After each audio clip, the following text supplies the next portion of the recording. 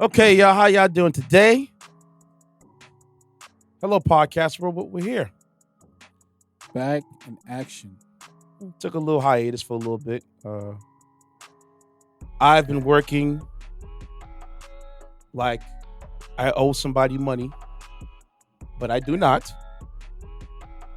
The work just keeps coming. Work is essential out here. I can't say it's work. The gigs I've been getting have been keep coming. I don't want to say work because if it feels like work, it feels like a job. And what I do does not feel like a job. What I do is fun and entertaining, and I love what I do. That's the goal at the end of the day, to get paid to have fun. Exactly. So I feel like this is not a job; it's my lifestyle. Lifestyle. And I just been pounding the pavement, and I'm blessed. You got your back to the basket. Yeah. Pounding the rock, pounding the rock, pounding the up. Made you move. There you go. Yeah, it's like you said, man. Ball in the hole. Ball in the hole. Swish. So, how you guys doing today? This is DJ Intence for On the Record. That voice you heard is no other than I am Walt. What's up, kid? How you doing, man? I am feeling really good, to be honest with you. Good. Solid weekend. I am Walt got the fresh shape up, you know what I'm saying? I wish you guys would see the freshie that she got going on, bro. Every now and then I gotta make some noise, man. You look like Teddy Pendergrass right now, man. Teddy Pendergrass, man. Do. Shit, if I could sing like him, boy, man. Oh man, listen, man. That guy was cold. Yo, God's really trolling me on that, boy. Because honestly, I just might. Maybe I might have been a menace out here. In your past life? Could have been. I could have. Maybe I was a cold R&B singer, just really out here. And they got moving. Got X early? Going bad. Who knows? Yo. Man. You crashing out early, man? In the past life? Listen, man. Listen, yo. If they throw the bros and pants in the stage, you're gonna have to crash in the sun. Oh man! Oh my gosh! Oh my gosh! Oh my god! You didn't just say that. You didn't just say that. Oh no! Oh no! Collision course towards intercourse. If you stop. Oh man! Listen, even Beyonce got that song "Smash Into You." Oh no! I love that record. You know, it's on her. I think her best selling project. With the Sweet Dreams record. It might be the I Am Sasha Fierce album. I believe it's on. That was a double disc album. Yeah, but nonetheless, yeah, slaps. One of my favorite slaps. You know, acoustic strings and acoustic guitar and everything. Singing lights. Somebody told me that I might have got stabbed in my past life. My birthmark is on my stomach. I do. I have a birthmark like on the side of my arm right here. Yeah. It's like light. And also you got they got the gray soul patch on top. Could have been. I could have been a different type of dude. You was out here. So you think you got beheaded and scalped and cut up on the side, bro? Boy, you was a play outside, man. Medicine. Listen, if we could tap into our past lives like the Avatar say, I would love to see what type of time I was on. You know, it's funny that we talk about past lives, and then we'll get to the show. Mm-hmm. I've been experiencing deja vu for the past a few outings I've been at. Like you felt like you've been there before, yes, done the same exact thing, and your day ended the same exact way. Not how it ended, but like for example. So I had a dream one time that I was in an old school, speakeasy kind of joint. This happened to me a couple years ago because I remember it. It wasn't bad, the dream. Like this deja vu stuff happens randomly. So shout out to my boy Aziz. He's in a bartender competition. Oh, nice. From Aziz, the bartender from Renaissance. Mm-hmm. Yeah, he's in a competition May 15th. We're going to go there. We're going to support you guys. I'll post a link in the bio. And that's a Wednesday? It's a Wednesday night, yeah. May 15th. May 15th. Yeah. So I think it's like 2 weeks from now. Okay. So long story short is we're in the speakeasy joint and there was a sketch artist. Yep. That was there. And I'm sitting there. Actually, no. When I walk in the spot, he introduces me to the owner. He introduces me to his coworker. That's coworker of his is actually one of the members in the competition as well. And then he introduced me to Fear the People. So while the sketch artist is there, he's sketching people. This sketch artist is a random dude just hanging out. All right. Right? And it's when I mean it's speakeasy kind of joint, it reminds of me of that old school, like when you watch like Harlem Nights. Oh yeah. With Eddie Murphy and Richard Pryor. That whole like Prohibition era. Yeah. But it was like a modern day speakeasy where they're playing these eclectic records on the sound above. Okay. So a lot of Kaytranada tunes, a lot of this, the soulful house kind of vibe. Not harsh EDM, but just soulful things. I know what you mean. You know what I'm saying? It has a groove. But you Mumbaton kind of stuff. But there, you still feel the essence of what's going on. Yeah. So I'm there. So the sketch artist draws me. I actually have the picture. I'm gonna put it in the frame.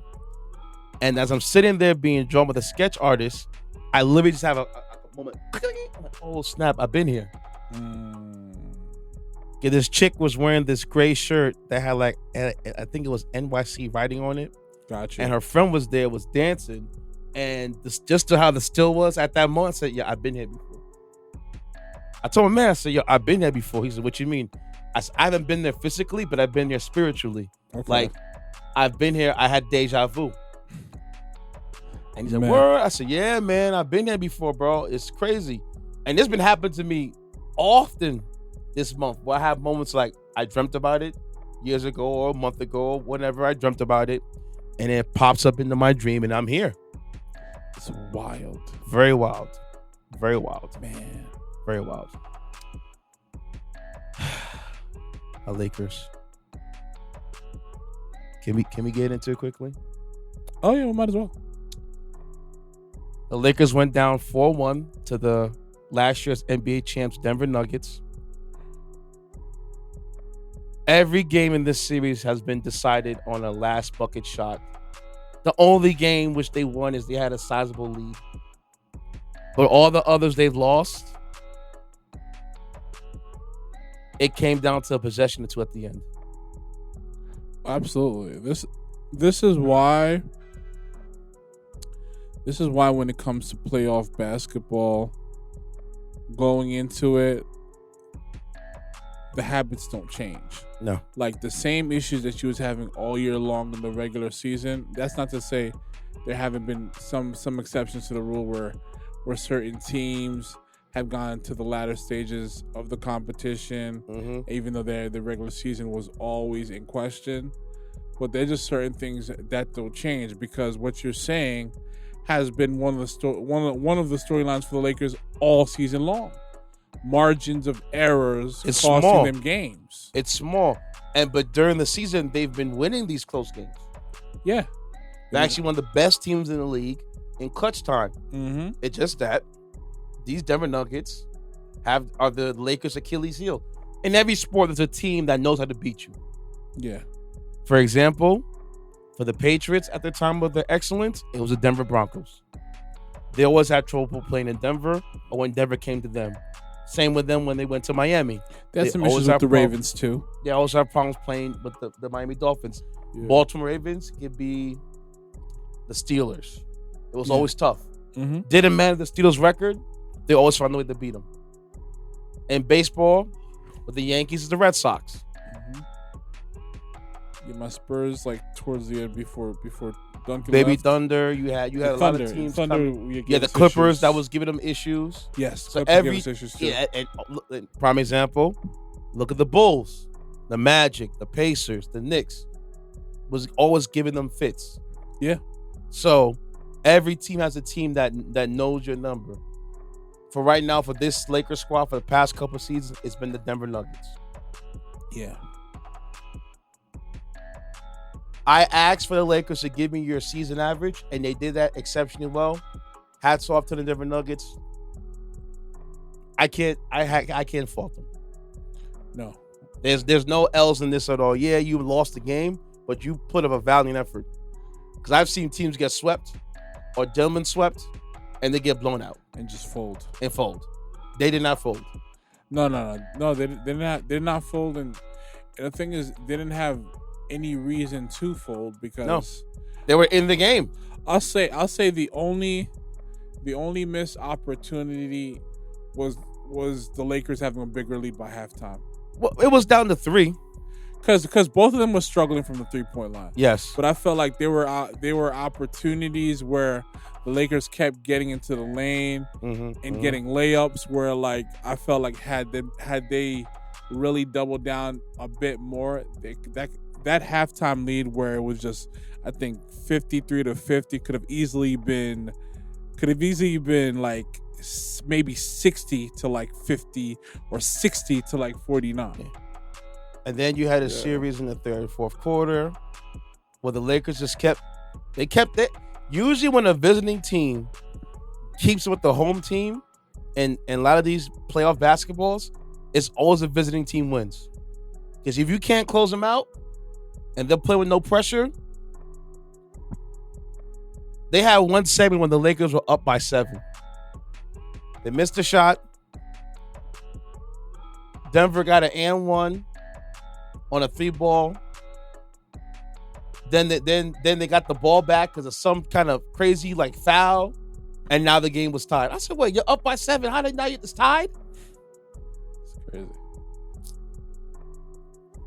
And the margin for error is so small. It gets smaller in the playoffs. They scored on the last possession.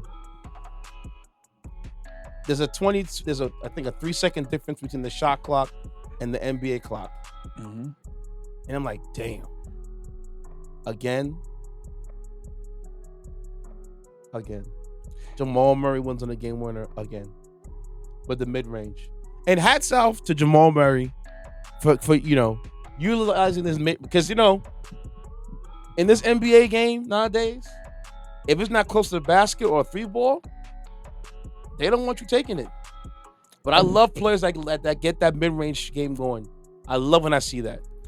I also love the fact that Joker's not afraid to make mistakes. No. Like several times he tried that outlet pass to get an easy bucket from an out of bounds position on the other side. And he had a few turnovers, but he still kept on. Yeah. He kept on doing it. And I think for the Denver Nuggets to have your best player have the mentality of like, listen, we're gonna keep firing. We're gonna keep firing. I'm gonna keep finding you, even if you're struggling. We're still gonna go to you. And I also want to say a shout out to Aaron Gordon. What people don't understand, out of all things, his rebounding was exceptional in the second half. Rebounding is to me might be arguably probably the most aspect of a game.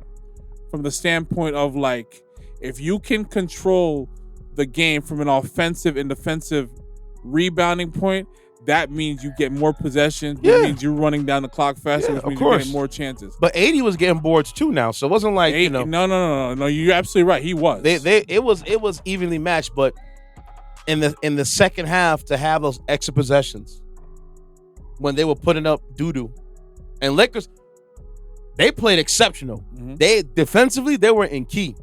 I can't ask for anything more. Absolutely. I can't ask you can't ask anything more trying to squeeze out the talent they had on that squad for this year. Even there's more I have to know about the game, about the X's and O's. For me, if I was like a GM or if I was scouting for a basketball team, I would look for, especially a team that's contending, I'm looking for the best offensive rebounder available. Yeah. Like, that is, like, to me, it is super important. Yeah. You want somebody to crash the boards and get some rebound, the dirty work. That's all they want to do. Man. Hence why Dennis Rodman was so popular and Horace Grant. And Tristan Thompson.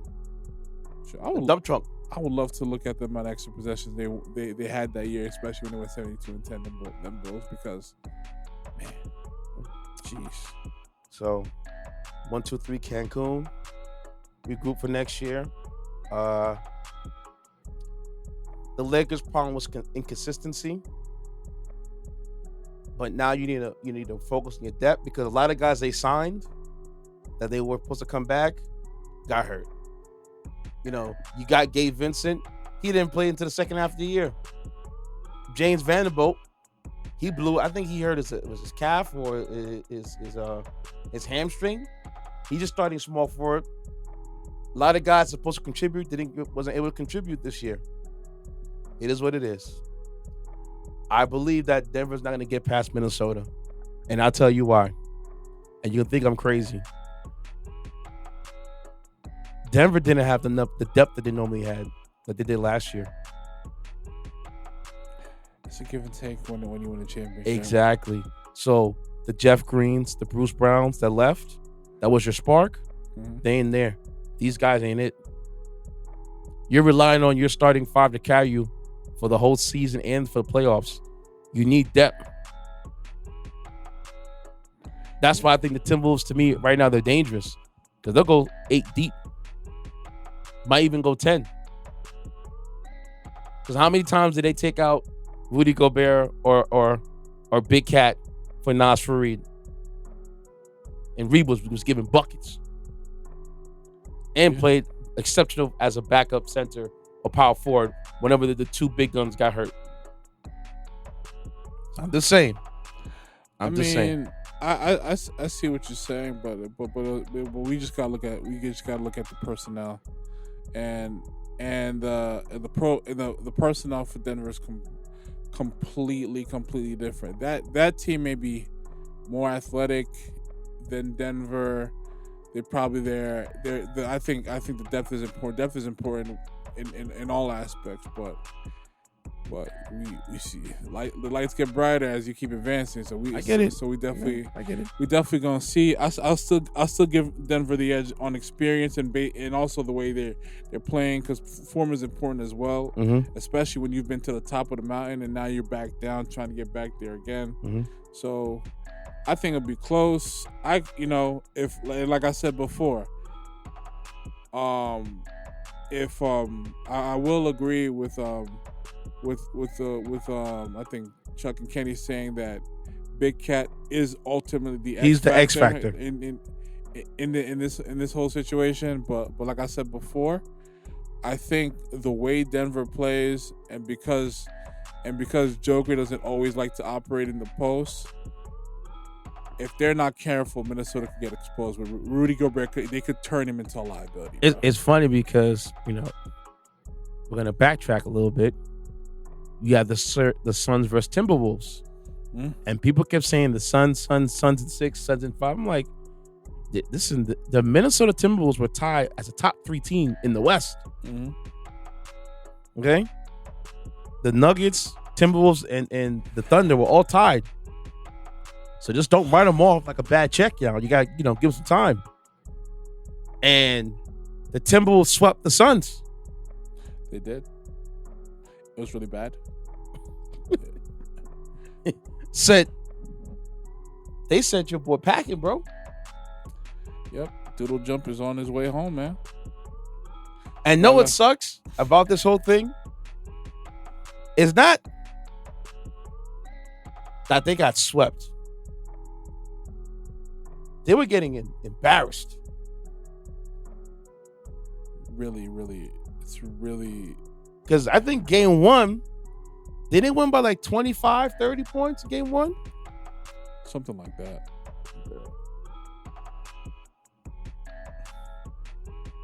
Yeah, 120-95.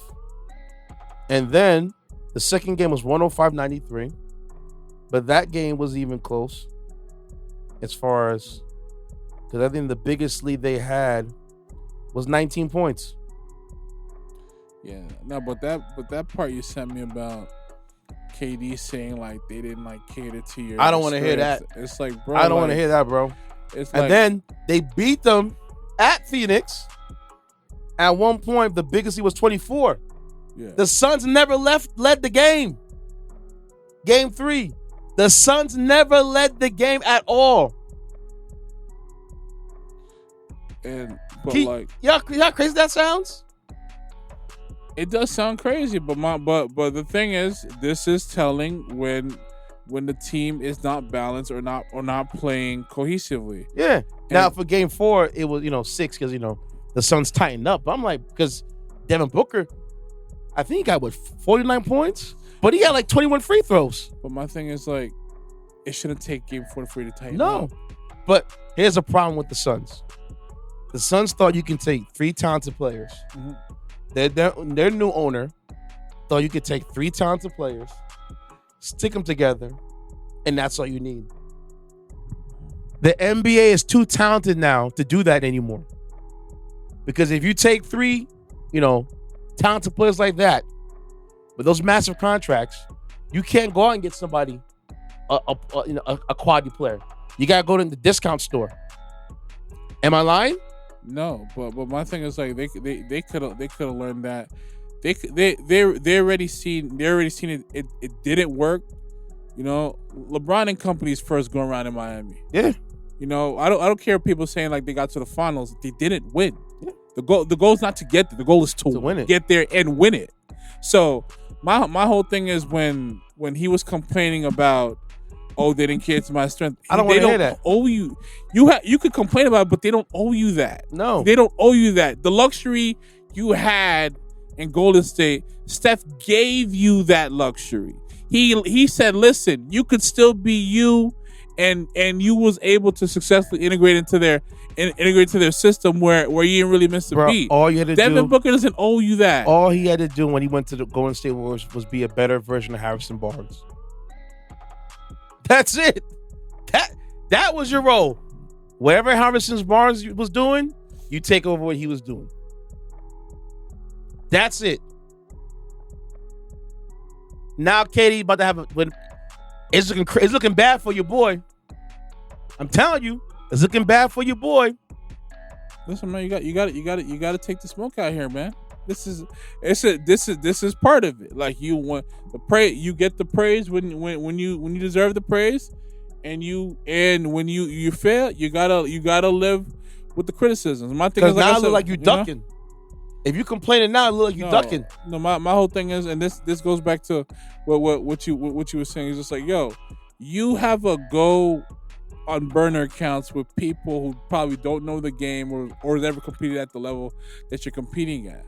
But if you're not opening your mouth and saying like, I feel like there are things that we could do schematically to cater to my strengths, or the better question is, what could I do to enhance the strength of others?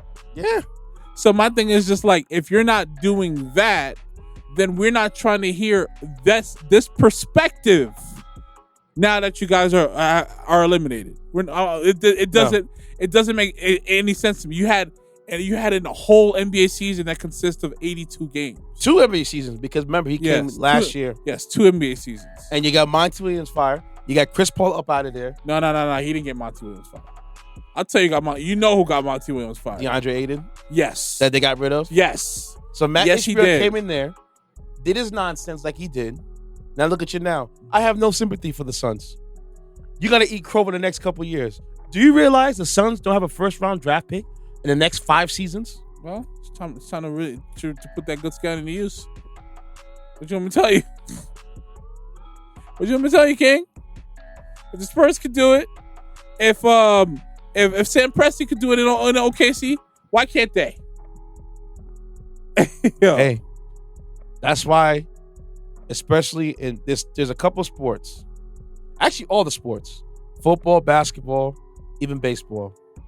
Well, baseball, you can have maneuver way around it, but more times than not, you can't mortgage your future to win now. It rarely doesn't work. It never works. Every time you see teams that do that, rarely they get over the top. Listen, one of the few teams that did it,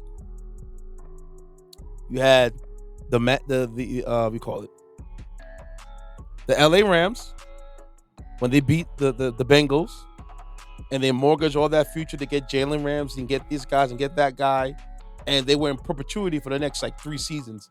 They got the chip. Mm-hmm. The Raptors did it too. When they went and got Kawhi, you got that chip. But what happened after that?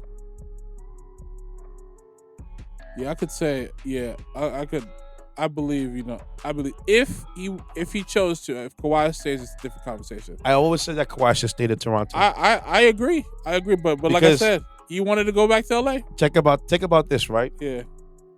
You have Pascal Siakam. Mm-hmm. You have OG Anunoby. I was telling folks about that kid. Mm-hmm. OG Anunoby was a special player in Toronto. It just he wasn't getting the limelight because he was in Toronto. Look what he's doing in New York. Doing great. I liked him when I saw this kid play.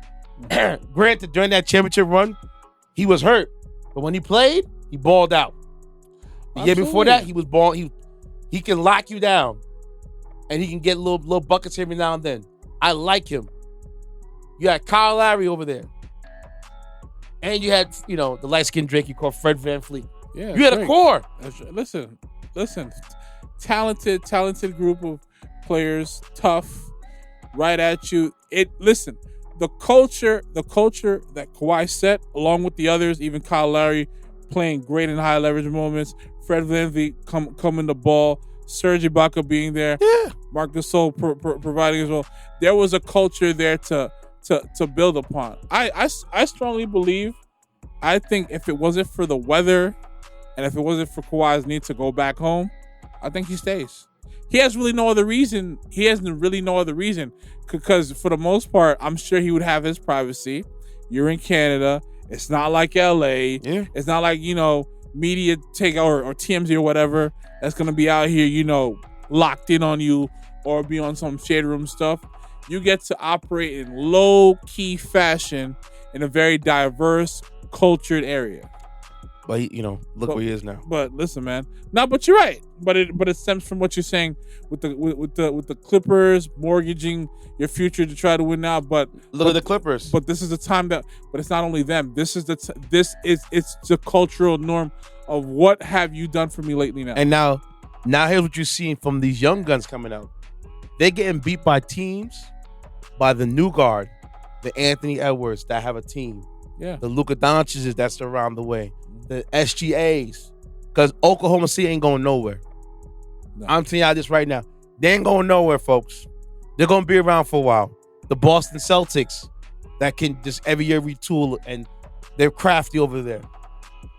You're getting beat by teams. Not by these trying to, we're going to make... No. Don't do it. It doesn't work. Like I said, patience is key. And this is why... And honestly, what we're seeing is, I think we're starting to see the golden age of the small market teams. Yes, because my thing is, and this is also the advantage that most places do not really take into account. They can afford to be patient. Yeah. They can afford to be. This is one of the benefits of playing in a small market. The microscope is not on you as much. Nope. So you can afford to be patient. They was patient with Mike Malone. They trusted the process. They drafted key players, and now everything is looking blooming. Is blooming. It's looking fruitful, and now they are feasting. Yeah. Now we're seeing the same things with Minnesota. With Minnesota. We see it with OKC. We're seeing with OKC. Look what Sam Presti's been doing. And he stole SGA from the Clippers. Smart move. It's called, listen, man, SP, RC, it's the initials out here, man. And just wait, because I think for the most part, as it is, I think they're quote unquote, not really trying to win the Spurs. Orlando Magic too. Orlando Magic, another small market team. They quietly snuck inside the playoffs. Now they're tied with Cleveland. Just wait till Wemby get all the right pieces. Oh yeah, oh yeah, Yo. Oh yeah. Because that kid's a freak show. Man, he's something devious. He's crazy. But yeah, so and look at the Rockets. They was neck and neck. They were hanging around. Yeah. The Pelicans too. If they can get over the injury woes. So gone are these days of trying to. If you can't draft well, it don't mean nothing no more. Because they're gonna hit you with waves. Lakers. LeBron's getting older. I mean, look at the need to win now. Mark Cuban gift wrapped Jalen Brunson to yes, and when he got Kyrie. I have nothing against Kyrie Irving, but look what Jalen Brunson's doing. Yeah, he's the man. When Kyrie Irving was the man, wherever he went, it didn't go well. wasn't always his fault. I don't blame the Celtics. The Celtics, I give him a pass on that. You were the man. Brooklyn, listen. His first season in the Celtics, they was balling and playing well, and he got hurt at the wrong time. And the shots those Celtics miss, I don't believe Kyrie misses those shots against those Cavs. They might have still lost, but I don't think they missed that many open shots. The shot selection that they were getting. The next season it didn't work out, and they used him as a scapegoat when the real issue was Gordon Hayward. Yeah. They was putting that. They was charging him up. It was charging Gordon him Hayward up. came back too fast. I commit to that one. Oh man! But remember his years in Cleveland. That's fair. But he also had a lot of draft picks that had panned out before LeBron got back there.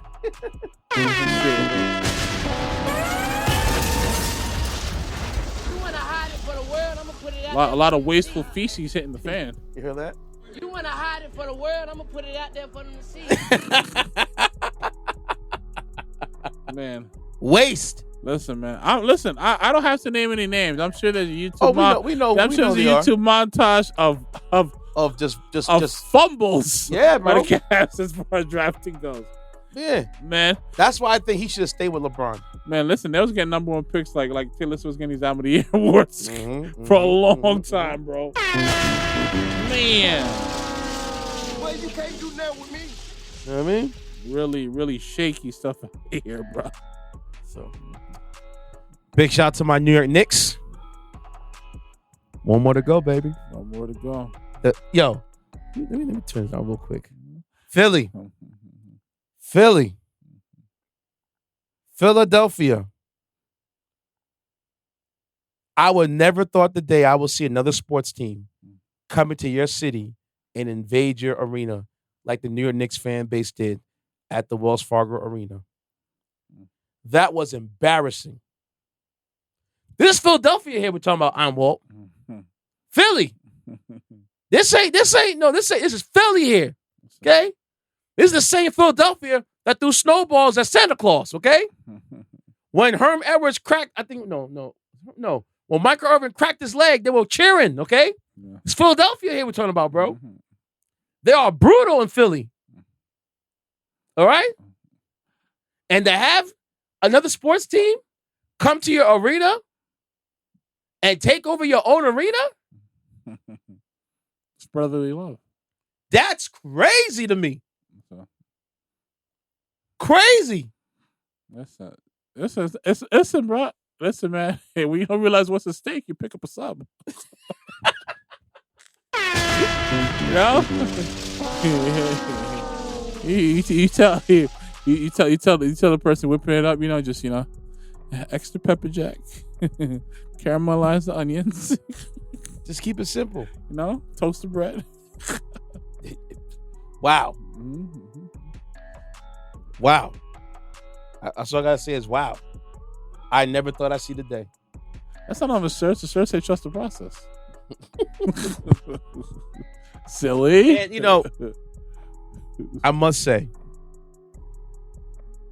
the only reason why the Knicks are doing what they're doing right now, and it's not a 6 or 7 game series, is because Joel Embiid is literally playing on one foot and one leg.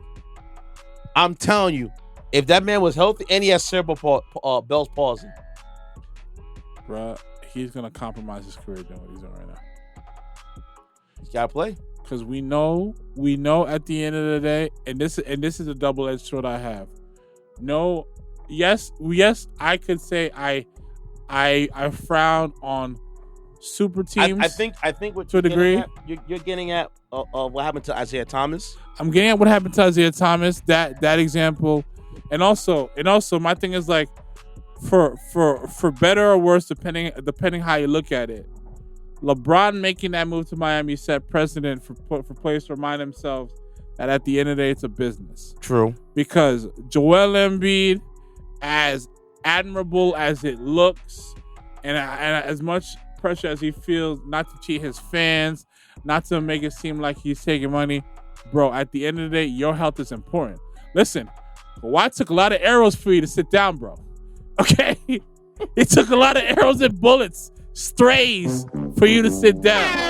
So my thing is, you hobbling on one leg when probably your next deal could be like, I don't know, $380 for like 7 years or whatever the case may be. Like, I don't advise it because we know when injuries get real, you know, these organizations get funny with the money. Yeah. Damn. Yeah. Yeah. I thought there was a little lump here. Yeah. Because $5 million off. Because 1 minute is just we're in playoff contention. Can he still play? And the team doc's gonna be like, yeah, I think he's good to go. And then when it all falls down, how are we looking? So we sign him? Well, I would.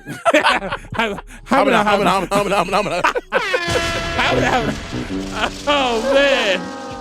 I think the Sixers are gonna do right by him, because if KD can have a torn Achilles and ACL, Achilles injury, and the Nets sign him and just said you can take your time, I think he'll be okay. Here's the thing with that. And it's meniscus on him. It's not his ACL. It's a meniscus.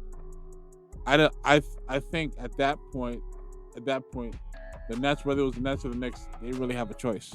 True. Given KD's profile and what he's done thus far. I don't think they really had a choice in that matter. But when it came to Isaiah Thomas, the choice was very clear for the Celtics. Because of his height. It was very clear. Yeah, it's his height. That Boston. That man went through a lot of things and played through injury, and both said, $100 million. Let's we gotta leave it on the table. You think you want this? I think you just really deserve this. He's like, nah. It had to become a journeyman. Oh my God. I said they just took you out the back door. Well, I think right, the Knicks are gonna close it out tomorrow night because Jalen Brunson, you finally woke up. Welcome to the party. The play in the Garden. Mm-hmm. You know what? I take it back. It wouldn't surprise me if the Sixers would win this game in the Garden. No, I don't think it's gonna happen. But I don't think it's gonna happen. Though. I think they're gonna close it out. The energy is too high. Yeah. The Knicks fans have been ravenous for this. The New York Rangers are winning games too. That's what I'm saying. James Dolan is clicking right now, bro. My thing is when you got a rhythm and then you got that confidence going, and you're gonna do everything to continue that high. And if I feel sorry for who's missing all this. Julius Randle. Yeah, it'd be nice. It'd be nice to see him playing, but I agree. Has that torn labrum in the shoulder. So. Mm-hmm. Okay, y'all. This is Fumble by Jhonni Blaze. When we get back, got some news for you guys. Okay. Some news. Stop playing with me, Dre. We're back with more on the podcast. All my life, I pray for someone like you. But you say you want something different, so let go, I'ma give it your distance. Cause I know you gon' come right back. She don't know what to do, but you give me back. Did love right here, no price tag. Did girl right here, got big bag. You talk your shit, I'ma talk back. Wanna bark at me, I'ma bite back. Motion. It could've been you, but I want more. Now you so sad. Should've been 10 toes strong, but you don't trust. You're going outside, that's too bad for you. Cause I'm gon' get my way. Tryna run tag, you play this love, this body. I win, you lost it. This sauce, I flown it. You want it back, can't get it back. Dub, you lost it. This drip, I'm dropping. No trust, don't talk it. You want it back, can't get it back. Thought you was the one you hung around for fun. You toy around with my love.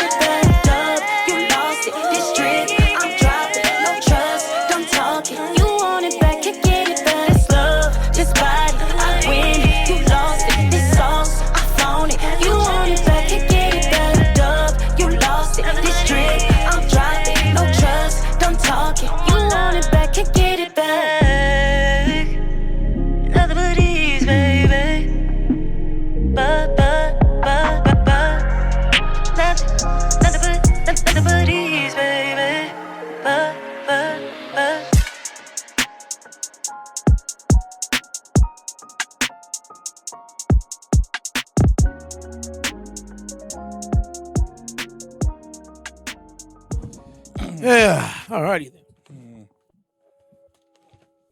It's time for the news, guys. We gotta give you guys some of this important news here.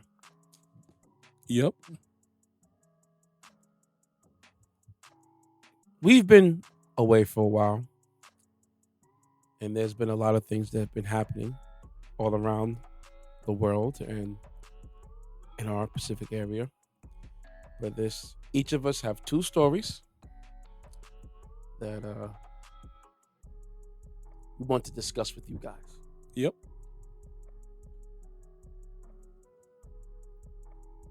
Story number one. I've been holding this story for about a month now.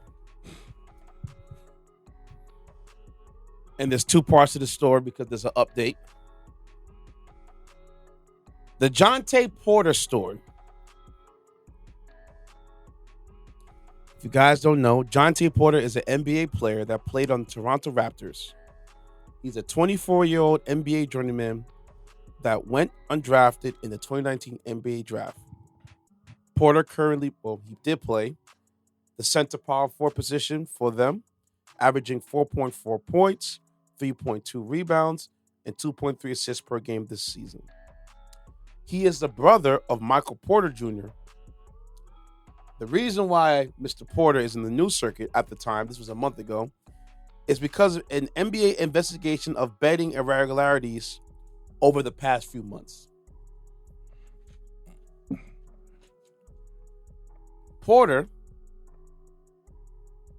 the player, his issues, not Michael Porter, his brother Jontay Porter, it stems from his own personal prop bet, alleging involvement from games on January 26th and March 20th. Porter on January 26th against the Los Angeles Clippers. Porter only played 4 minutes and 24 seconds into the game. He had 1 assist, 3 rebounds, and 0 points. And he exited the game with an eye injury that was re-aggravated in the previous game. On the second game, March 20th, against the Sacramento Kings, Porter's playing time was limited again to 2 minutes and 43 seconds. He exited the game because of illness, only having 0 points, 0 assists, and 2 rebounds. The reason why this thing is such a big deal is because in both games, he underperformed. And certain bettors place large amounts of bets on his specific prop bets. His normal bets will range from between $10 and $2,000. But these guys is putting in $10,000, $20,000 and above for him to go under. Yep. Not to mention that Porter himself was never on any injury report prior to both games with any alerts. The only NBA personality that got caught for gambling was the former NBA ref, Tim Donaghy. Mind you, it wasn't the bettors that brought up the issue. It wasn't the NBA that brought up the issue. It was the betting sites that brought up the issue, aka the casinos, that alerted the league. This happened a month ago when the story broke. And I am Walt, and I am Walt can tell you what I said. I just think it's a coincidence. Okay? I left it alone as a coincidence. Fun fact, I have an associate of mine that actually betted on Michael Porter for one of his games. Oh, Jontay Porter. Jontay Porter. Yeah. Jontay Porter. Yep. To hit, I think it was 7.5 points and 5 rebounds and 5 assists. And he was going to get that number regardless. It's a sure thing. For prop, but yes, a sure thing. And it messed him up for his parlays. Man. You see what I'm saying? See, folks, if you guys don't know, the house always wins. Could have said it better myself. Because if the house doesn't win, there is no house. The house is not into the business of giving away their money. They're into the business of getting your money. That's how these casinos and these gambling sites stay afloat, because they're built upon losers. Yep. Losers help them keep their money. Have you ever been to a casino, Iron Walt? No. Okay. Have you ever been to like, I guess a gambling place before at all? No. Not Like Empire City or. No, I don't think I've been in the capacity where I see slot machines. Oh yeah, that's what I'm saying. So slot machines. No. Yeah. So usually, if somebody's winning on these card tables, the kindly dealer raises a nice little hand up. Next, somebody else comes to that door, and they're cleaning house. They're gonna need that money back. You can't be here winning. Listen, man. I'll end up winning a measly $700, but I'm good. You're right. Yeah. The double person would do that, but not these guys. Okay. Yeah. And I was begging, pleading. I was hoping that this wasn't an issue. This was a one-off. I'm just saying, I don't think this is real because no person want to do this. You know what I'm saying? I'm just holding out hope. And Iron Walt's been laughing at me since the story broke a month ago. Oh, man. But what's a month and a half ago about the sort of irregularities? Yep. Iron Walt, what would you say? You were saying at the time. I think you were like, you better hope this is a coinkydink, because like I was telling Iron Walt, you don't want people feeling that the NBA is scripted. Not at all. It's been looming over their heads for decades. Well, I say more now than ever than before. Listen, when people think about that series between, especially when they was going for the third championship between the Kings and the Lakers, that is one of them series that is really talked about as far as officials fixing the games and the Kings not getting certain calls in favor of high bets and all those things. Don't forget about the Suns when they went on that magical run that year and got stopped cold because of a few players got off the bench. I don't want to get into all that. No names. No names. You know what I'm saying? So. But yes, people think the NBA is rigged. They think the NFL is rigged. And, for this person doing this, we don't want this to happen. Well, ladies and gentlemen, there's an update. The house called the NBA like Stephen A. Let me tell you something. That right there is not a big deal. Oh man, I don't know. He's talking facetiously, man. I don't know the person he's talking to. Jalen Rose take too kind to it. Another thing, I'm pretty sure you saw what Gilly had to say. He's over there telling. I'm not telling you, want to hear clarity. He's a reporter. He has to do his job. Oh man. I mean, listen, we all gotta do our job. Exactly. So that makes me the bad guy. That's what it is. Oh man. Anyways, an update. This update happened around April 19th. Toronto Raptors Jontay Porter has been banned from the NBA. You want to hide it for the world? I'm going to put it out there for them to see. Adam Silver said this. Boy, you can't do nothing with me.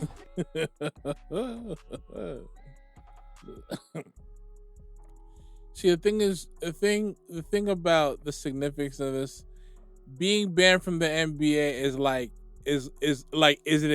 that's just the head of this. That is just like the centerpiece of what else this affects. Yes. Because when you look at a player of that profile, and even players who had great careers that were drafted and things like that, the resources and the extensions of the NBA is the media.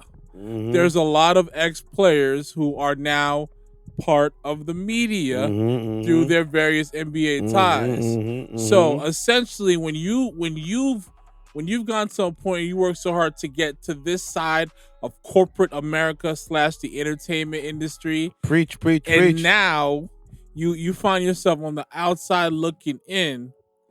This is a self-inflicted wound that's gonna have years and years and years and years of just like money lost. How many former NBA players are now NBA coaches?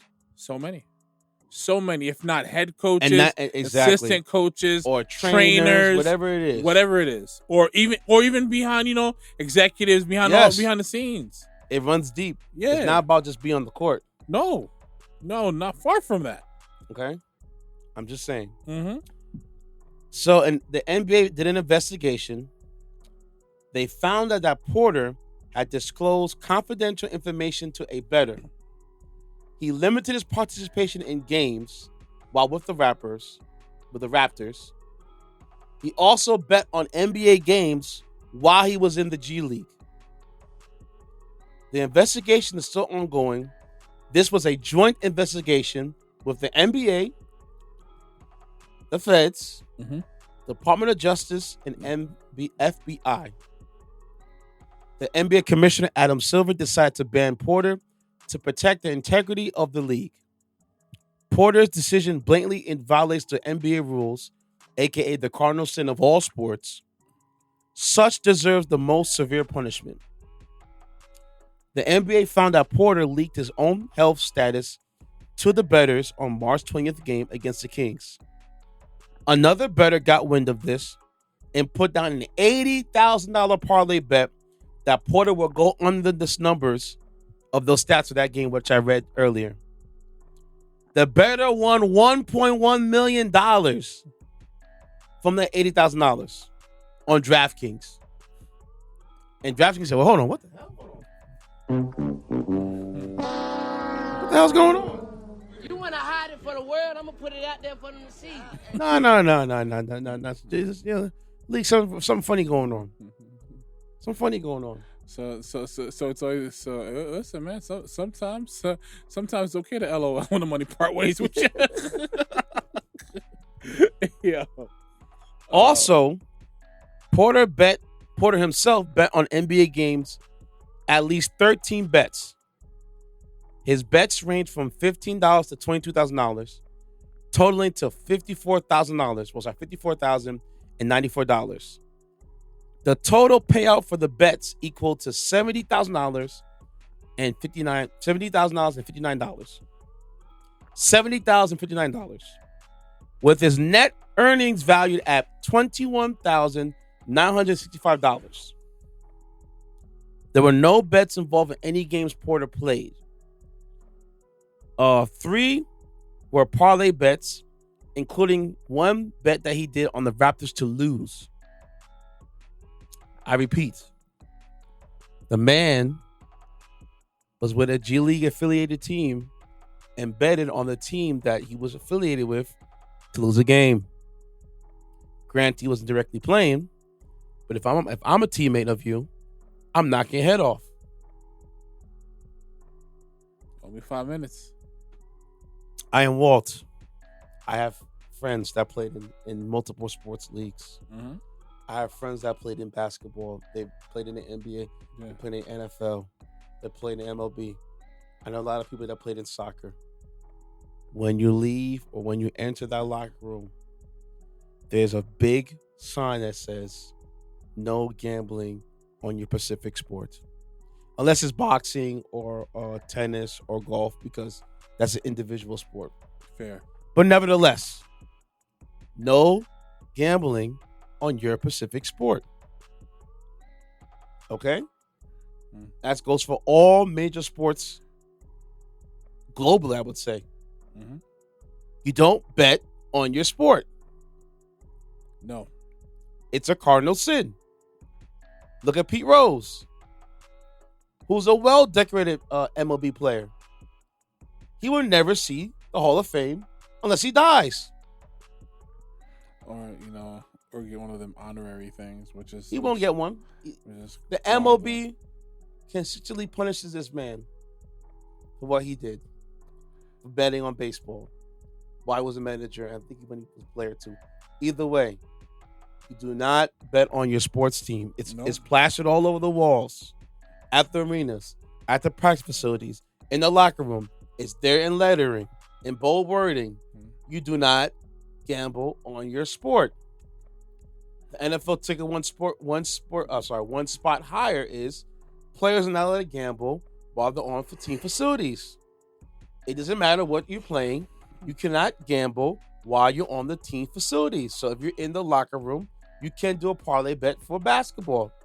It has to be off the grounds. A lot of players were suspended because they betted on games while at the team facility. And you cannot do that.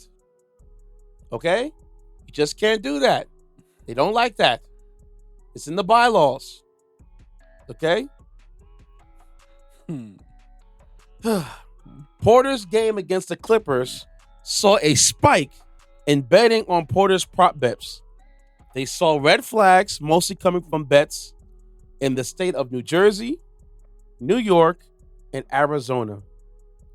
Porter himself has placed over 1,000 bets in general on FanDuel, which his account was closed after Porter signed a 2-way contract with the Raptors in December. Porter's total earnings while in the league was roughly $2.4 million over a 4-year period. So your man was earning $2.4 million. We'll be nice. We'll say 1.5 because of the taxes and who you got to pay. Yep. Just to ride the bench to get paid handsomely well, only for $20,000. Yeah. Where did you do that at, man? Huh? In 2024, we hustle backwards. Hustling backwards, bro. Yep. Fast forward, we rewind. Bro, you can't get no better health coverage to be in the league. Like I said before, man. Do the hustle. Make it make sense, I'm Walt. He did $21,000. $20,000, bro. Listen, man. Listen, it's like, you know, it sort of goes back to it sort of goes back to I stand on business. It's funny how I stand on business. it's funny how certain things come full circle. Remember, I don't know where we were headed, but remember when you just put me on to the Warren Buffett thing, and one of the key points was like, you know, if you're his approach is not short term. It's long term. It's long term. Yes. So his mindset was like, I'm undrafted. My stock was already low. It took me a lot of work to get to this point. You probably feeling like at any given time, this may be it for me. So let me just try to shake some things up and try to catch a lick somewhere. Bad idea. You know, I mean, no, it was a horrible idea. You don't tell your friends about something like this, because when those feds come knocking your door, when those guys in the suits, you're sexy butt 101. You've been betting on FanDuel. Talk for a second, and then you got the Yukon Denali pulling up to your job and ask you questions about. So you paid a $8,000 prop bet. No, why? Sir. Tell me why. How did you know that this man was not? Oh, you don't know? Why are you crying? Because they put the squeaks on the man, and the man told. Show me the paper. Let me see your phone. Skip, you out here telling? You out here telling for what? A bag of Doritos? Oh, man. Some nachos, bro? Listen, man. And a Philly cheesesteak? Listen, man. That purple bag, the sweet chili. Listen, man. You gonna tell me for a sweet chili bag of Doritos, Walt? Listen, bro. Listen, man. I can't speak on that level of behavior. I would sell you out, but that's just not me. You know, if I do the crime, you know, shoot, I ain't singing out here. No vocalizing, no harmonies out here. The man told on himself, bro. When the NBA came knocking on the door. What you know about, you know, this prop bet right here? See, there. I saw you were betting on it. Why were you betting on it? Some piece there. He be proud of you. Send the dogs on him. That's what Adam Silver did. Jontay, let me talk to you for a second. So, you don't have any idea why these bets have been coming up a little short? You sure? They probably I'm sure they profile right down to a T. Like, see, yeah, that's this down there usually goes who gets a nice toasted BLT. Like, I'm just gonna put this your way, and then when you want to talk, we'll let you talk. Well, I'm all ears. I mean, it's not like you're going anywhere soon, so might as well make the most of our time. We know your schedule. You go here, you go to the gym. We're gonna follow you. Yeah. I mean, you could text too. I mean, just get the records of that as well. Yeah. Texting.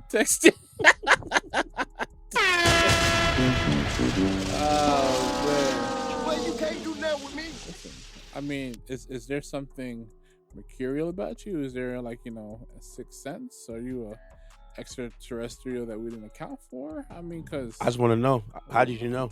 We just need to know. I mean, is your level of foreshadowing on the game, separate from are you the exception to the rule? Because right now the house is on fire, and we don't like the fact that the house is on fire. So exactly, we're trying to put this fire out. DraftKings did not like the fact that somebody was making $1.1 million on a surefire bet that this man was not going to go under. Mm-hmm. Listen, not one time but twice. Come on, Porter. And what makes matters worse is that the whole Porter family, I think there's 5 kids of them, 3 boys, 2 girls. One brother, one brother's getting kicked out of the league. Another brother of Michael Porter, is going to jail because of a DUI, and he killed somebody. That's terrible. You know that your brother's going through this situation, and you're going to do this during the NBA season, bro? Are you kidding me? He's very serious. And like I said before, when you mention those things, is given more context on on how easy it is to crash out. There are very few people who've been brought up in the circumstances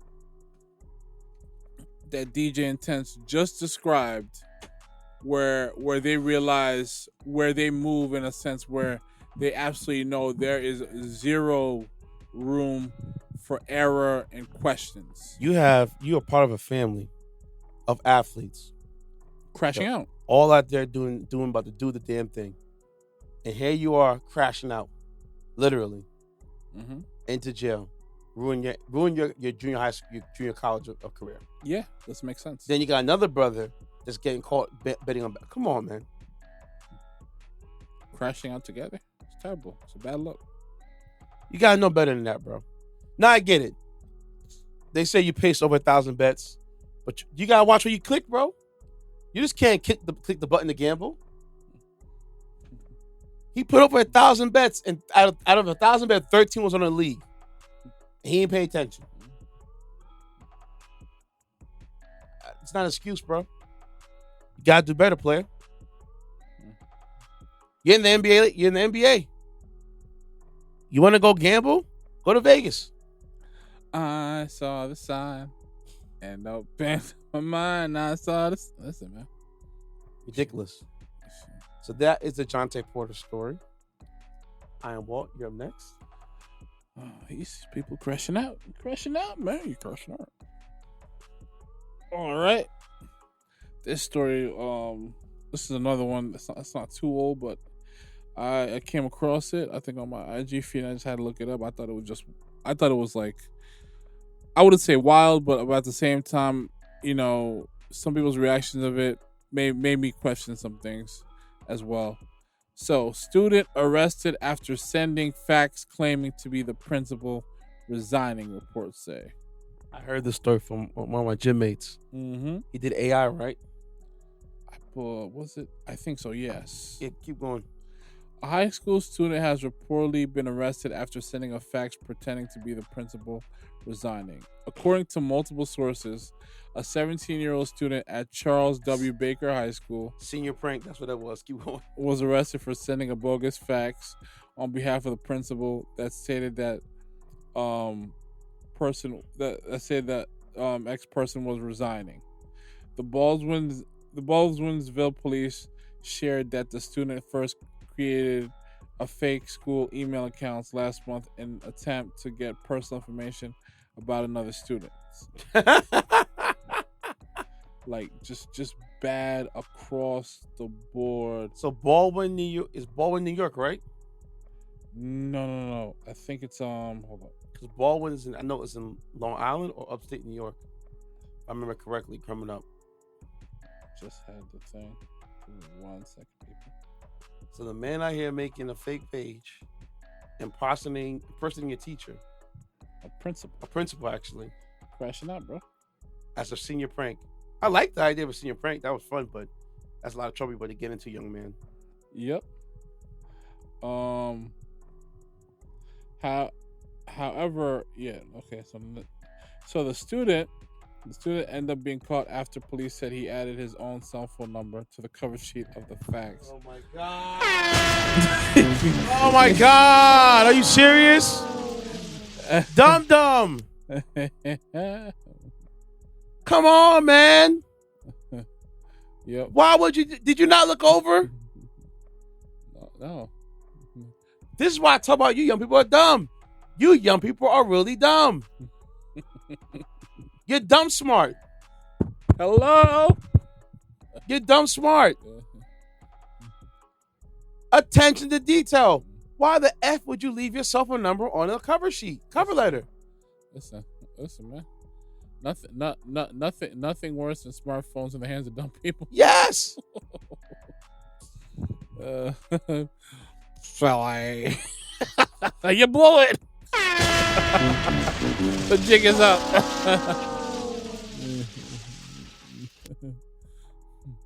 Not only was your hand in the cookie jar, we see the fingerprints too. The concert went like this, bro.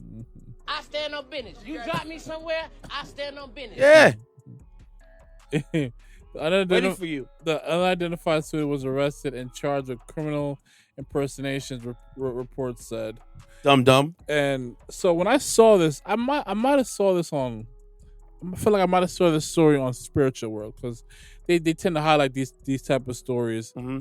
And some of the people in the comments, it just threw me off where they were saying like arrested for impersonating a teacher, for impersonating a principal resigning at the school, and they're saying like that's a bit too much. And I'm saying to myself, is it really though? No. Is it really too much? It's forgery.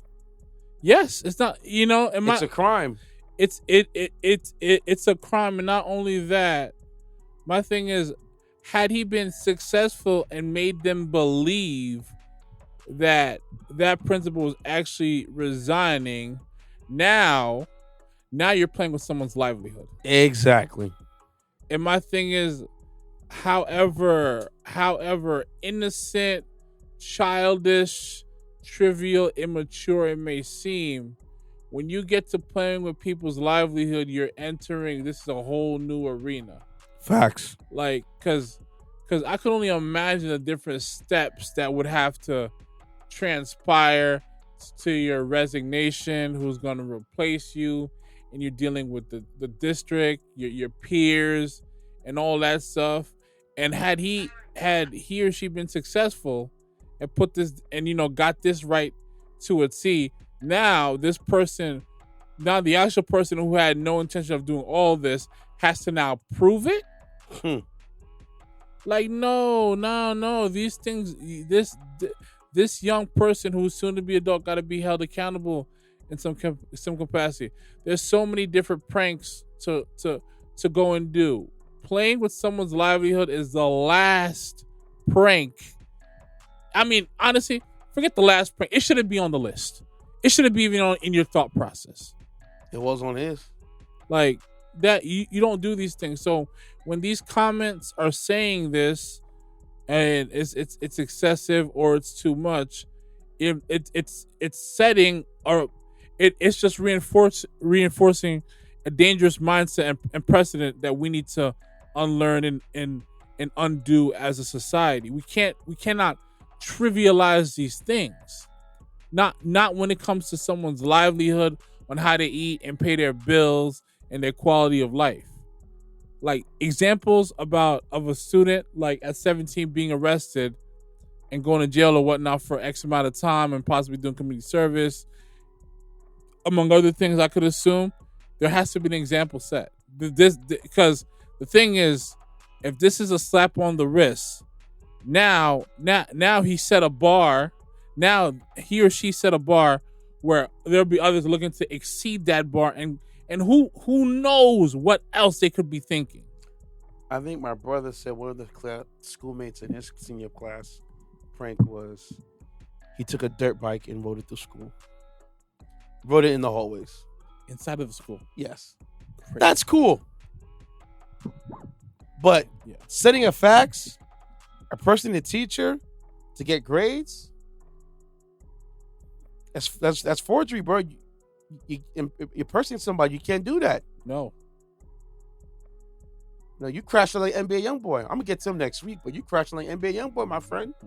That wasn't it. Mm-hmm. If it was a senior prank, all right, cool, I get it, but that you took it too far. Yeah, way too far. Not faxing. Nah. There's so many other things you could do. Like you probably could have just,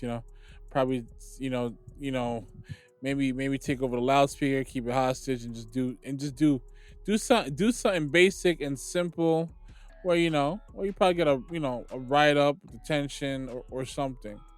Not anything that where it could cost you, getting arrested, compromising, you graduating on time. Mm-hmm. Like those are things that some of y'all don't take into account. Y'all be so eager and thirsty to forge your name, and in this legend of you doing like the most epic prank, that you don't realize like this principal and whoever else can seal your fate and possibly mess up you graduating on time. Exactly. It's not worth it. Okay, guys. So I'm gonna leave you 2 tips for financial education. Mm-hmm. One's gonna be a group discussion. Shout out to Charles Barkley. The one thing I enjoy about Charles Barkley is that he's real. Yeah. As real as they come. Yeah, no, he is. He does not sugarcoat it. No. So Barkley was explaining a story of how MJ helped him earn some money. Oh, yeah. And this is the reason why Magic Johnson kicks himself every day, because Magic Johnson missed out those that lucrative deal he could have got back in the day. Mm-hmm. Well, absolutely. Okay. This is before when NBA players were really getting these kind of contracts they're getting now. Yeah. So basically the vet minimum now was like a top tier salary back then.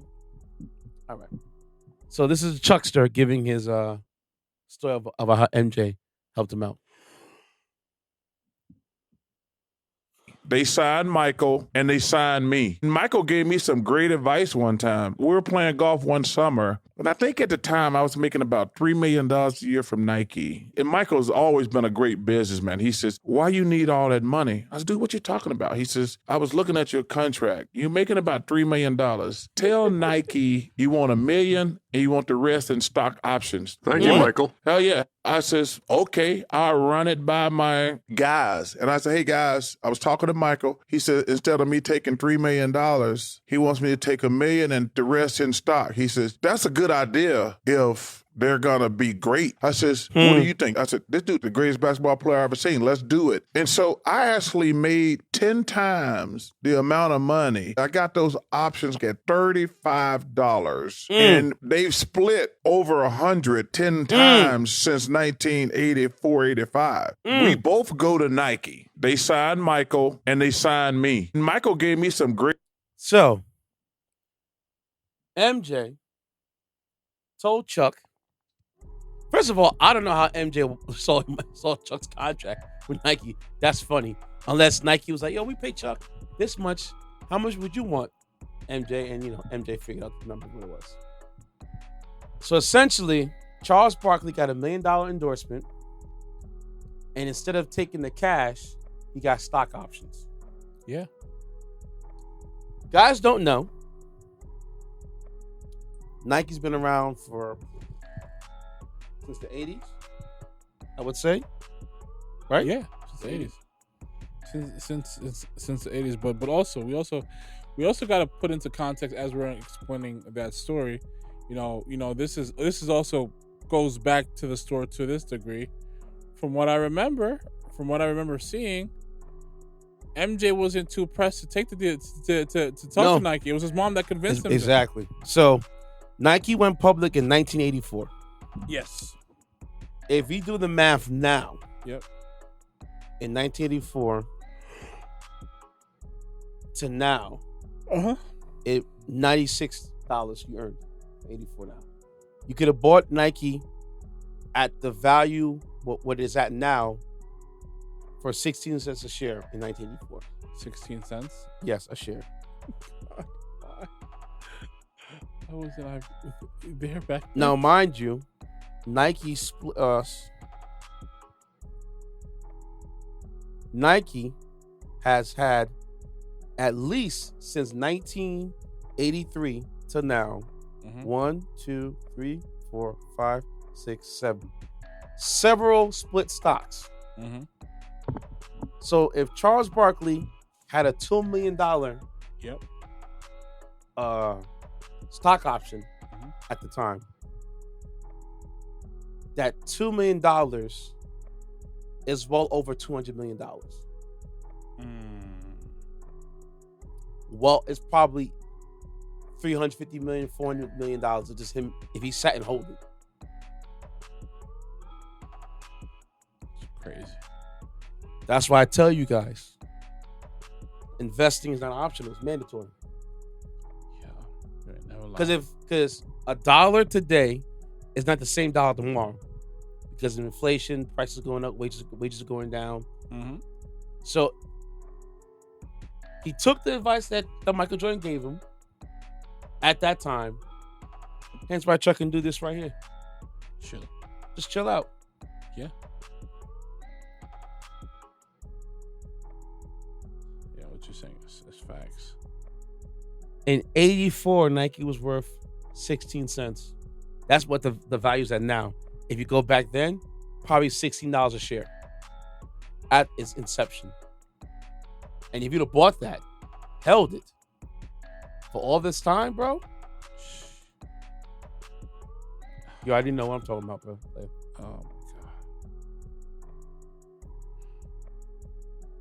And Nike right now is sitting comfortably at $94. And they intentionally make it the price where it's at right now, because the cheaper it is, the more people can buy in. The higher it is, it kind of keeps the retail investors and those that can't spend to get a share away.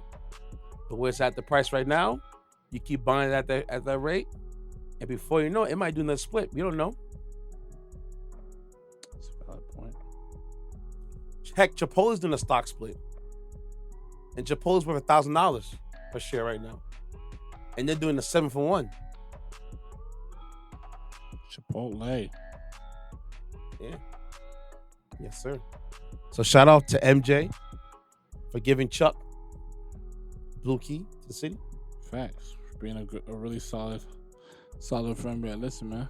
Get you paid, my guy. Exactly. This is Chante's Groove by TheHonestyGuy. When we get right back, I got one more financial tip, and we get to the wise guy. Yep.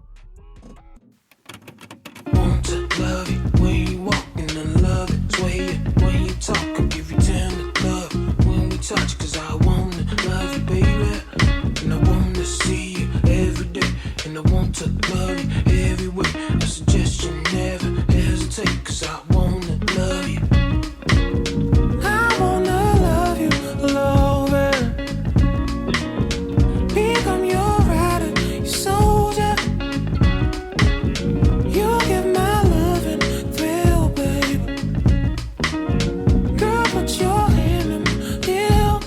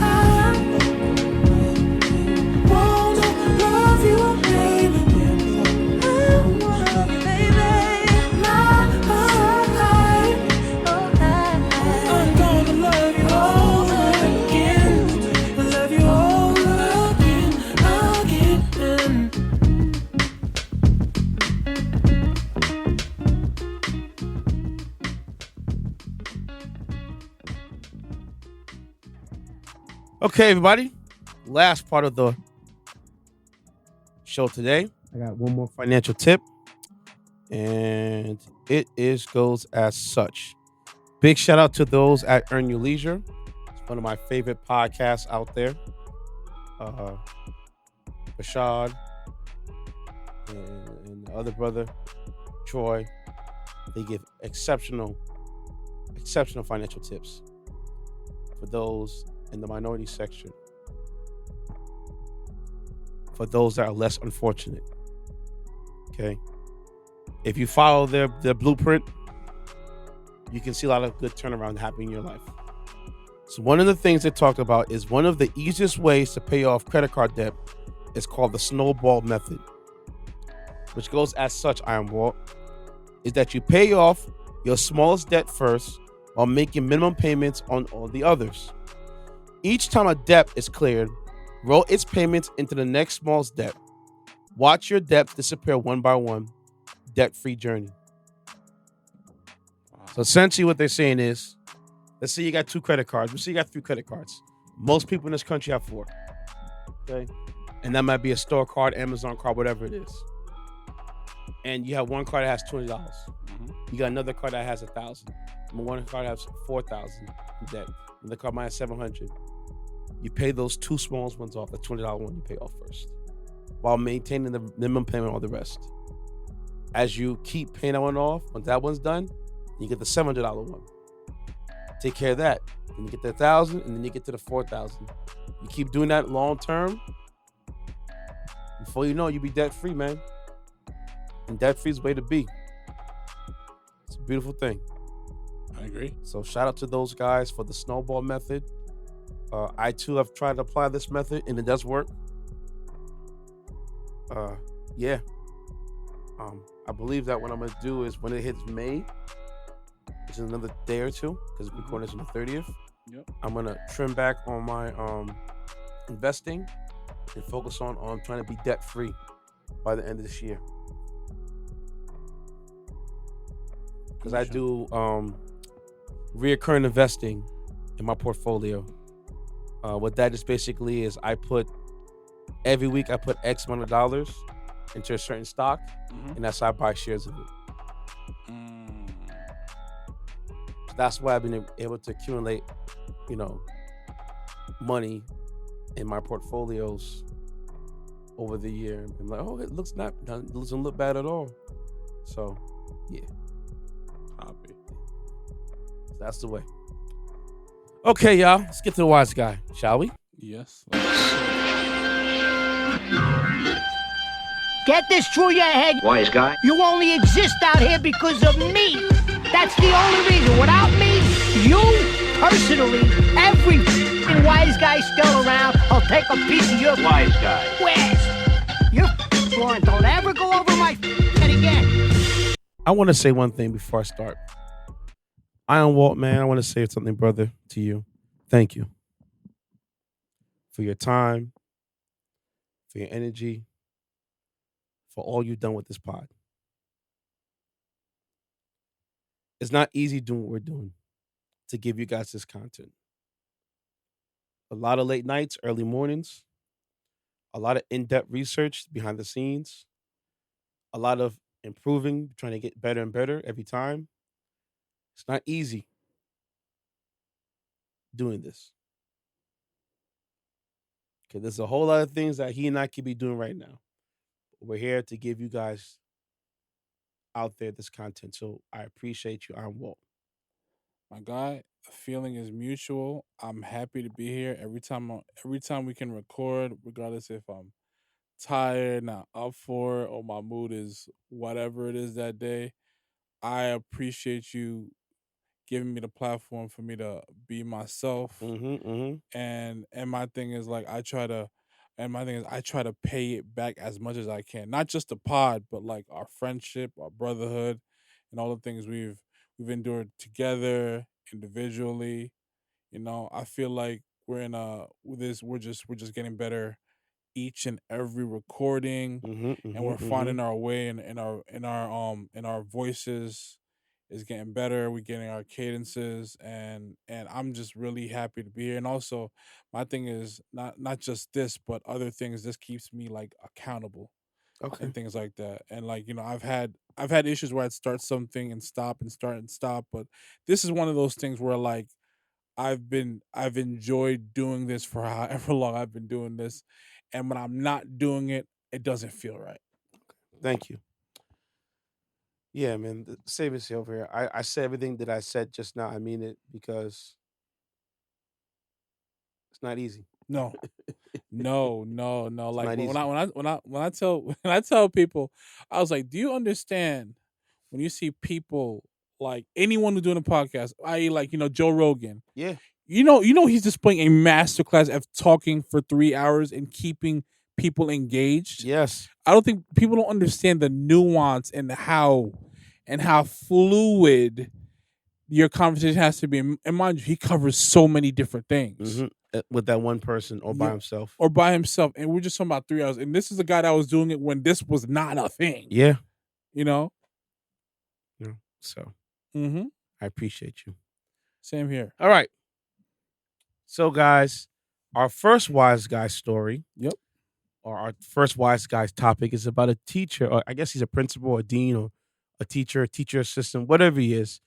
This gentleman's in education. Yep. And this quoting is saying, stop letting grown women dating high school boys. It's ruining the black boys. Absolutely. Grown women.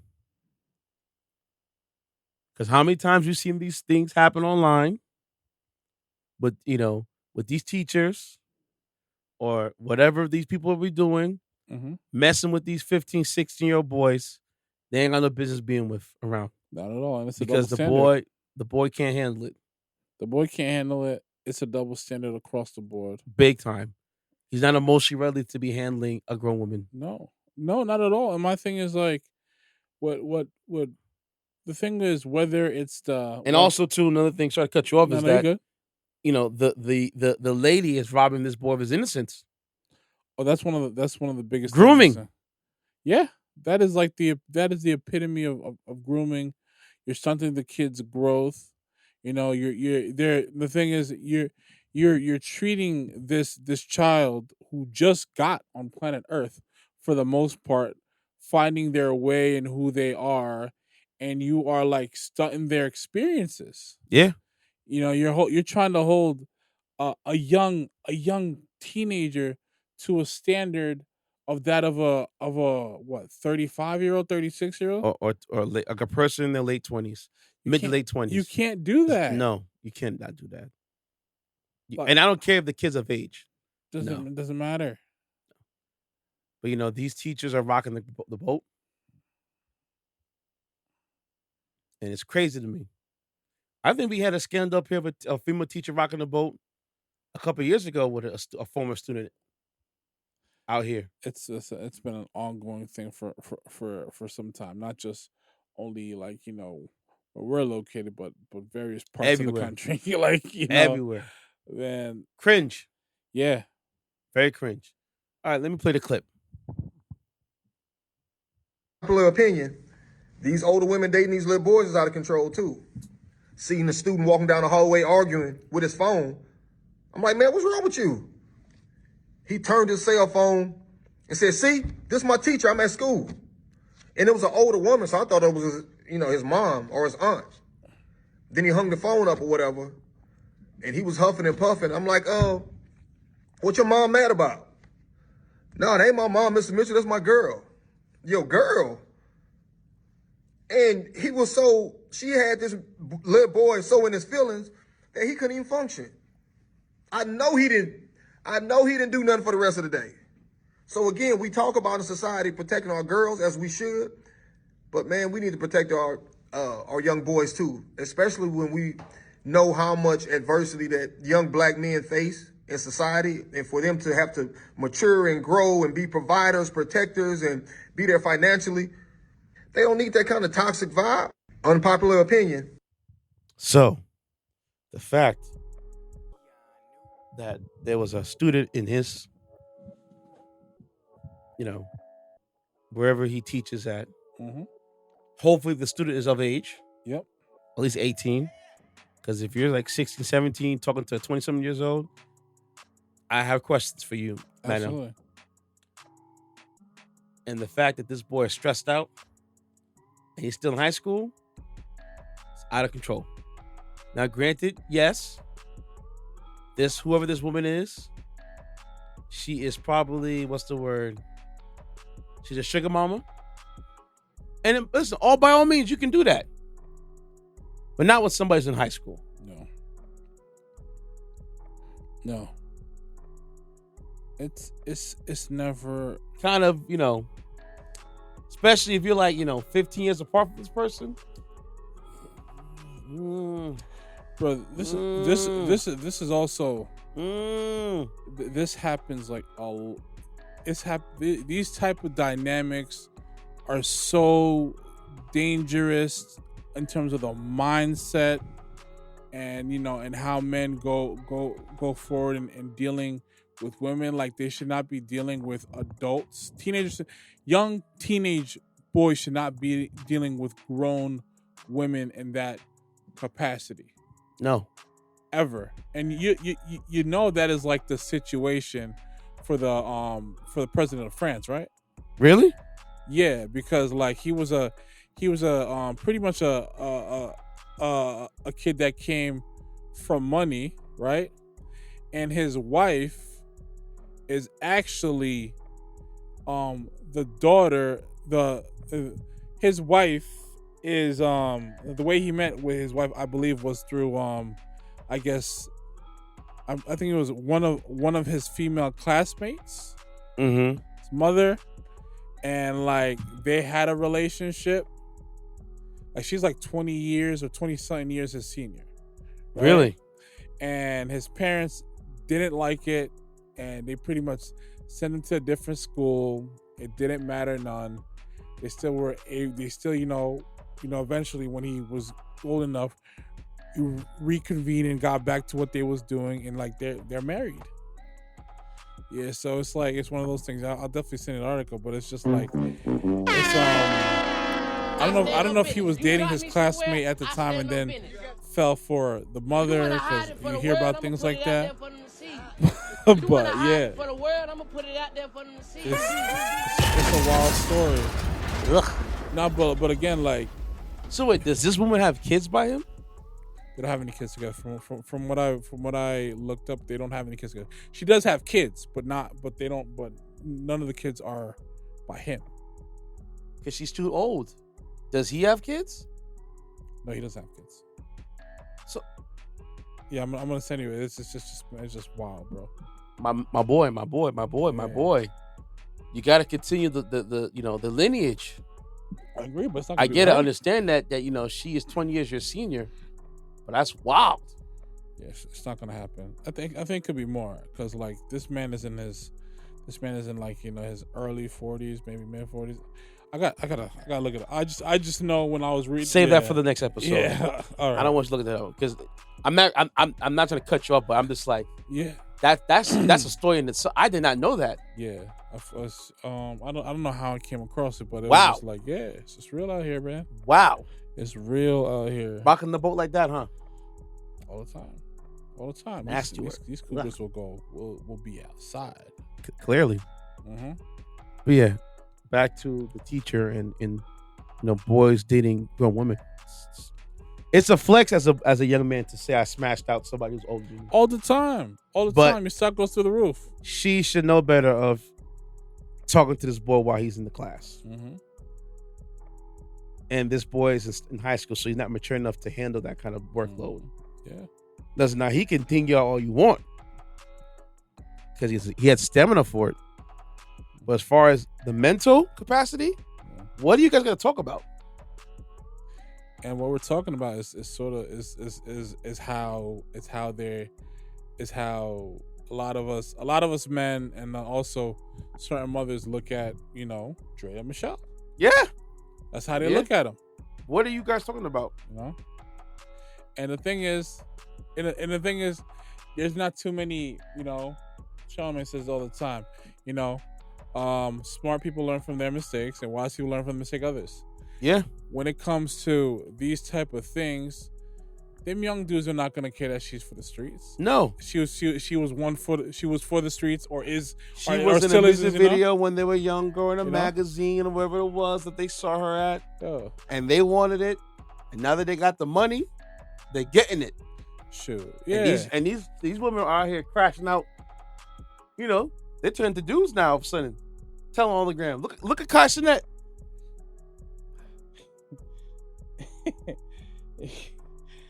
Yeah. Oh yeah, that situation, that's a sticky situation. But it's just like You were hitting on Tyler recently, my boy, that stock is all the way dead now. and now you get wrapped up in this scandal.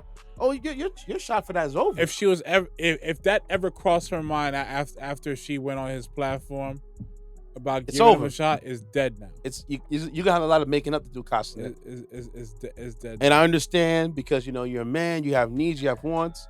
We all do it. We get it. Mm-hmm. Trust me, we get it. Yeah. But trying to work on that right there, I don't know, player. I don't know. Sure. I think it's kind of hard. I think it's kind of hard to trick out here without no paper trail. But ultimately, my biggest thing that I was gonna say is like, when it comes to this stuff, like, back to my J point I'm gonna make in, like that conversation between Nick Young and Gilbert Arenas, it's not gonna matter to the young boys. So she was out here, and giving you head in the back of it. Don't matter. They don't care.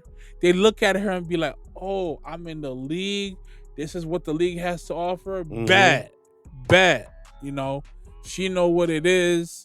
And so I'm one of these guys out here. She coming to the game. She front row looking cute. I'm out here gonna be balling. And behind her, I got the other one behind You know? her too. And Facts. behind those two, I got the other one over there too, who's in the front court. Facts. Of course, she gonna let you do what you do, and reproduce and continue the bloodline. She cashing in. Doesn't one of her children play on the same team as him? Man, I think, Or one of the kids are the same age as him? One of her kids. one of her kids is the same age as him. Look it up. And that's what makes it so. That's one of the things that makes it so bad. It would be one thing if it was just another young dude, but that age disparity is just like, yeah. So she has a 21-year-old and a 7-year-old. The 21-year-old is the same age as Yeah. You know how crazy that looks.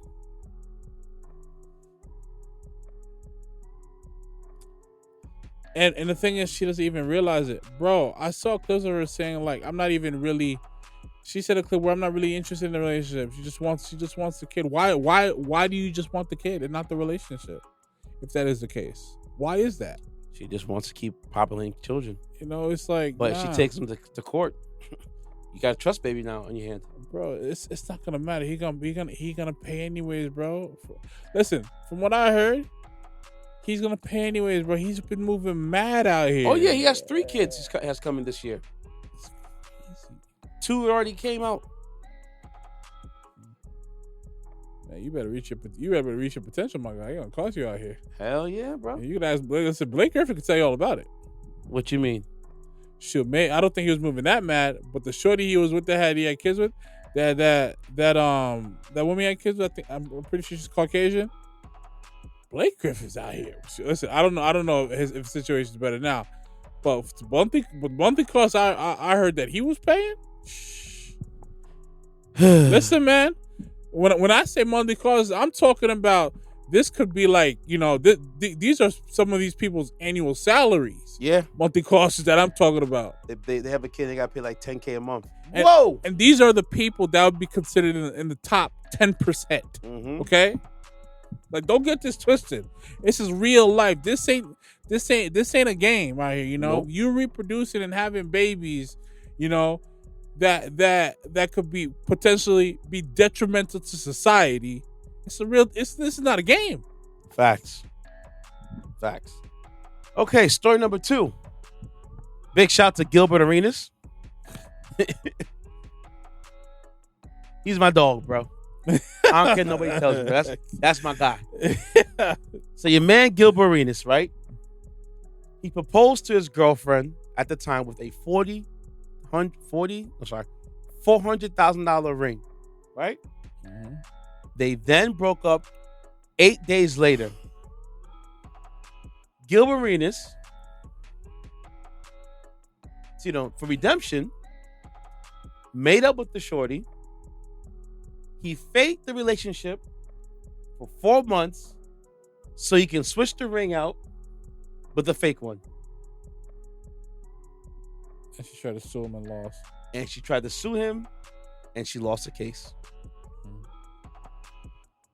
Gilbert Arenas. I just want to say something to Gilbert Arenas.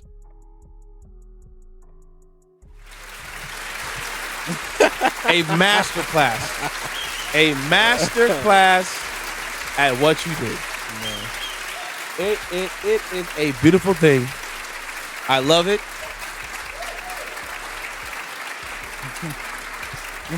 What more can I say? I stand on business. You drop me somewhere, I stand on business. Man said, hey, man, you think I'm going to let you hold that? And that is a thing. I need that back. Oh, no problem. Oh, you want to keep it? No problem.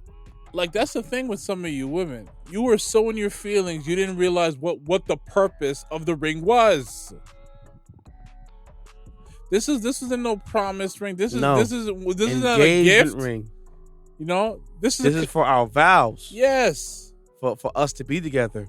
It's part of the contract. And you out here playing games? Okay. Got a game for you. Oh, I love you so much. You're such a beautiful thing.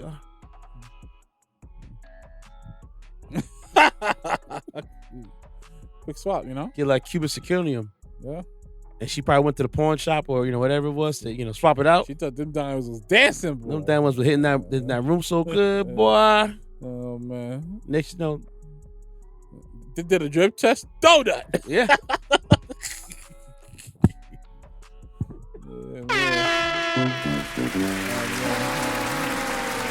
Diamonds ain't dancing. They ain't like sliding. They ain't Harlem shaking. They are stiff. You want to hide it for the world? I'm going to put it out there for them to see. Yeah.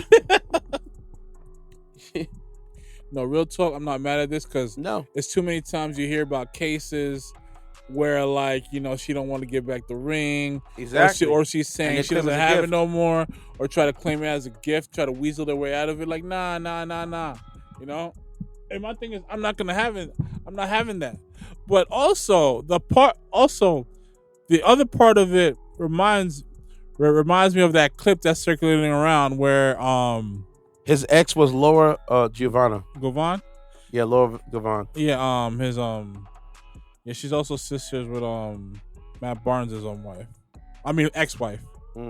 But what I will say, it also ties back to that clip that's been circulating around, in my opinion, on IG, where the guy says that men love more authentically than women do.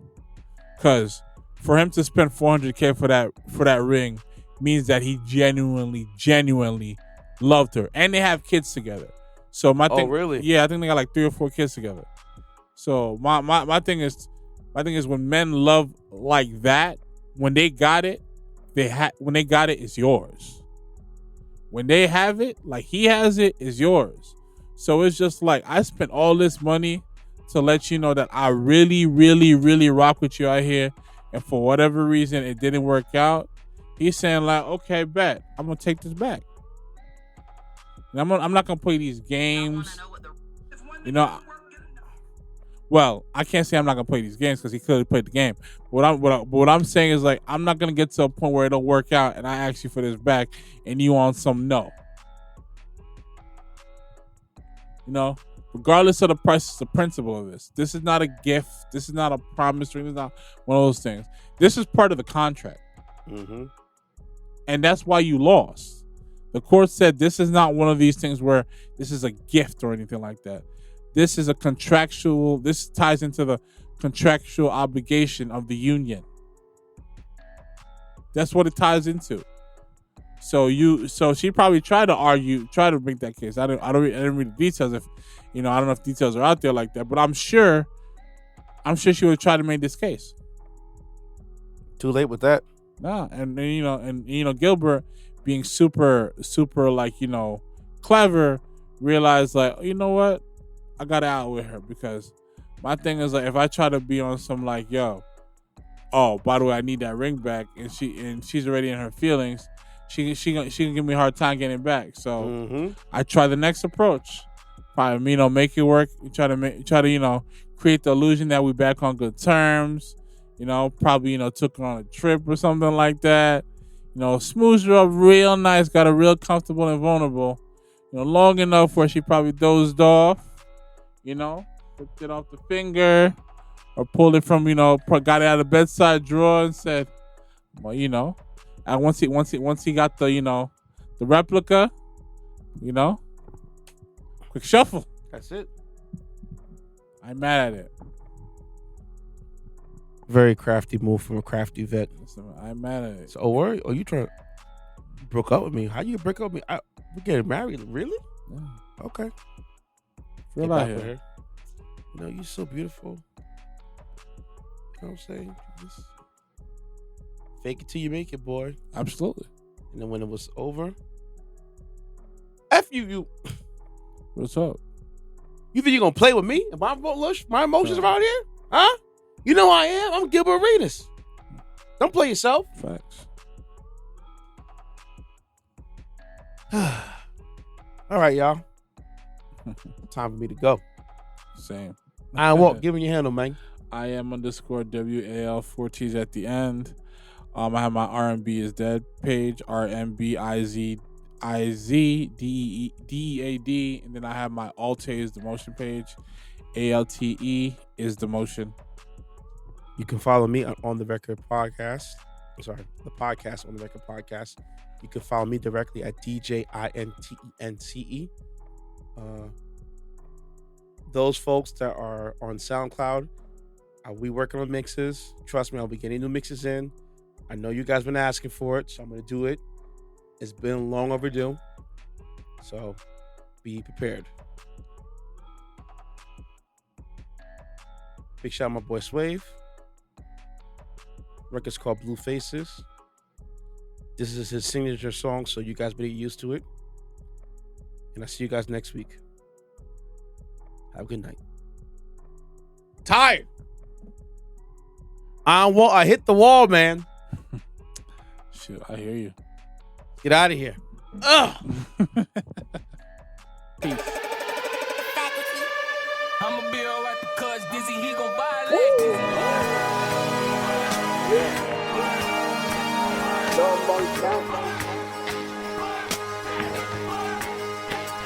What?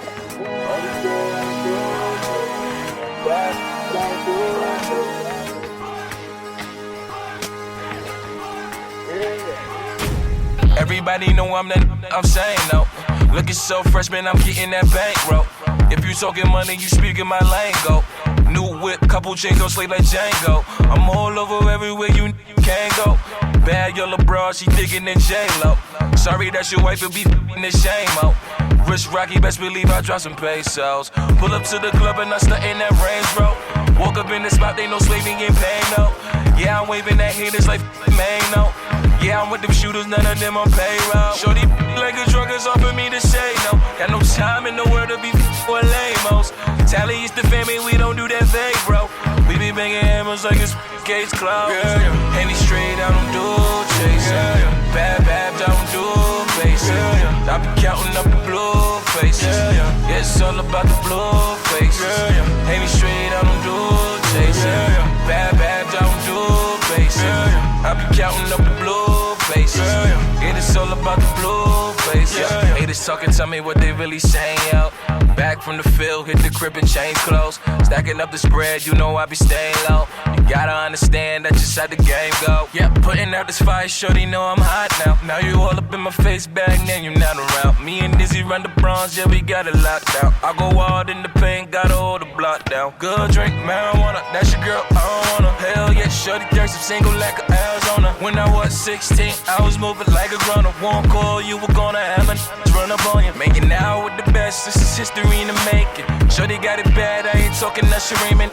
Came up from the pavement, I'm just out here trying to make it. I still money motivated, know the life is so amazing. Yeah. Any straight, I don't do chasing. Yeah. Bad, I don't do basic. Yeah. I be counting up the blue faces. Yeah. It's all about the blue faces. Yeah. Any straight, I don't do chasing. Yeah. Bad, I don't do basic. Yeah. I be counting up the blue faces. Yeah. It is all about the blue faces. Yeah.